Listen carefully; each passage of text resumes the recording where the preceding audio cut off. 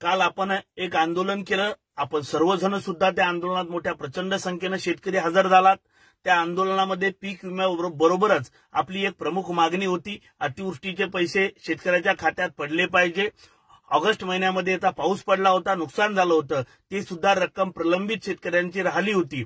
आपण आंदोलन केल्यानंतर आता एक GR निघाला, आदेश निघाला आणि हा आदेश मी तुम्हाला दाखवतोय.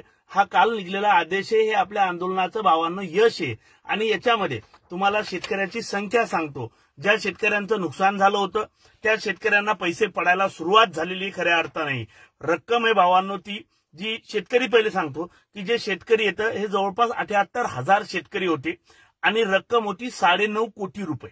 याच्या आसपास आहे, मागं पुढे थोडंफार होऊ शकते. 9.5 कोटी रक्कम होती. त्याच्यापैकी आज म्हणतोय मी, काल प्रक्रिया सुरू झाली. आज जवळपास 60,000 शेतकऱ्यांना हे पैसे पडलेले आहेत किंवा पडा लागलेले आहेत. काहीला आलेत, काहीला येतील. हे 60,000 शेतकरी येतं आणि उर्वरित राहिलेले 18,000 शेतकऱ्यांना सुद्धा त्यांची अमाऊंट पडणार आहे. परंतु 18,000 शेतकऱ्यांनी KYC केलेली नाही असं त्या पत्रात नमूद करण्यात आलेलं आहे. ज्या शेतकऱ्यांचं नुकसान झालं होतं, ज्या गावात अतिवृष्टीचे पैसे वाशिम जिल्ह्यातल्या पडा लागलेले आहेत, मग त्या सर्व शेतकऱ्यांना त्या गावातल्या विनंती आहे, तुम्ही KYC करा. तुम्ही तुमचं थोडंसं लक्ष देऊन तुमच्या स्थानिक कृषी सहाय्यकाला किंवा तुमच्या पटवाऱ्याशी एक संबंध बोलणं करून घ्या, एक कॉल करून घ्या आणि तुमच्या पैसे तुमच्या अकाउंटमध्ये मिळवून घ्या. हे पैसे शेतकऱ्याला पडलेले आहेत आणि जे 18,000 शेतकरी राहिलेत त्यांनी थोडंसं लक्ष देऊन KYC करून घ्या. तुमचे पैसे तुम्हाला अकाउंटला निश्चितपणानं पडून जातील, यामध्ये कुठेही दुमत नाहीये.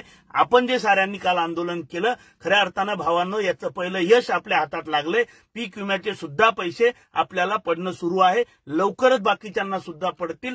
कारण वरुड तोप्यातल्या एका शेतकऱ्यांची माझी भेट झाली होती आता. त्यांनी मला मेसेज सुद्धा दाखवलाय 87,000चा. त्यामुळे आपल्याला सुद्धा पैसे पडतील भावांनो, काहीही चिंता करू नका. धन्यवाद, थँक्यू. कधी गरज पडली तर यायची तयारी ठेवा.